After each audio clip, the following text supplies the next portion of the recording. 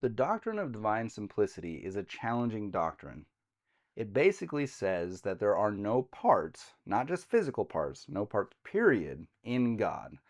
And while this can work well for a monotheistic religion, for example, let's take Islam. It works very well in Islam because Islam isn't trying to affirm a trinity. When we introduce a trinity, for example, Christians have, for most of 2,000 years, affirmed even the word Trinity, but also the concept of a Trinity. Once we introduce that, we now have a challenge, because if God is without parts, and by this it means that God's love is identical to his goodness, and his goodness is identical to his wrath, and his wrath is identical to his omnipotence, and so on.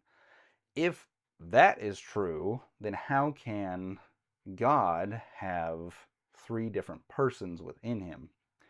And now this is a distinct challenge, and it's one that has been a challenge for a very long time. And we often get people saying, oh, well, this is how this works, and let's look at a three-leaf clover, and let's look at how water is vapor and water and ice and these things, and go, that's how God is. And the response has been basically every time, yeah, that's heresy, because that's introducing parts into God, or that's modalism, where God is just appears to be different, but he's not actually different. That's like the water example.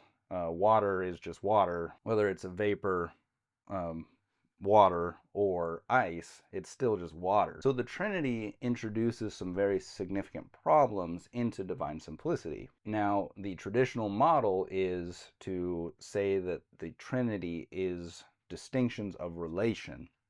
So Thomas Aquinas, for example, would argue that the Trinity is the distinctions in the Trinity are relational distinctions, and it is that the Father is unbegotten, the Son is begotten, and the Spirit is proceeding from the Father and the Son. That last part, the Greek Orthodox would say just from the Father. He's proceeding from the Father and not from the Son. Now, from a modern perspective, there are people who are saying divine simplicity is just a problem. We need to either heavily modify it or get rid of it. And so one example of this is the social trinitarian view, which says that each person in God is a distinct consciousness that has everything that God is in each one, but they are actual individuals. And in this case, there is the positive aspect of we've preserved that each person is their own thing in some sense, but it's really hard to then not have three gods, because they aren't necessarily, they're not identical to each other. One, which is, I mean, that's kind of universally affirmed, that the persons aren't identical to each other. But in classical theism, the view is that each person is identical to the essence, and then the essence, the only difference is a difference of relation.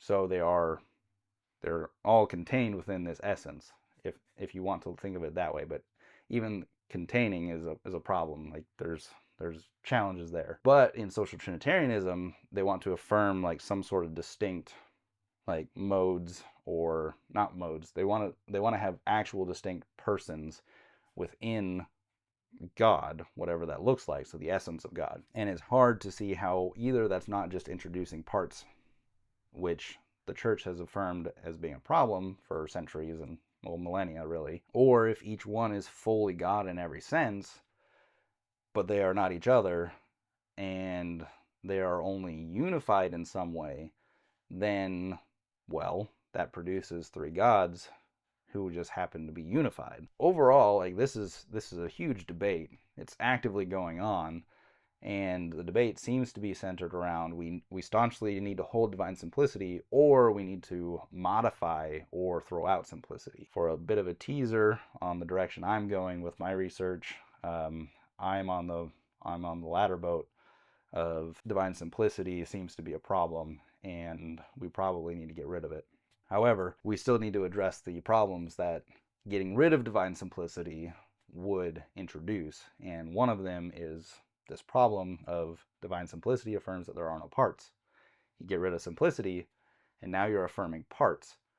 But in what way are those parts not cobbled together? So how did they not come together in some sense?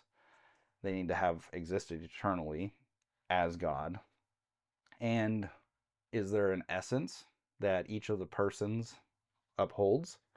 Or is there no essence, and essence is more of a description of what God is? These are all very important questions when addressing this topic, and as I continue to do research, as I continue to do my writing, I will be pushing into these areas. Hopefully soon you'll be seeing some publications from me on this, probably in the form of either like an online paper or some books that I am hoping to write. So just to reiterate, divine simplicity is the argument that God has no parts whatsoever, and that each apparent attribute is really identical to the essence of God, and it's only distinct to us.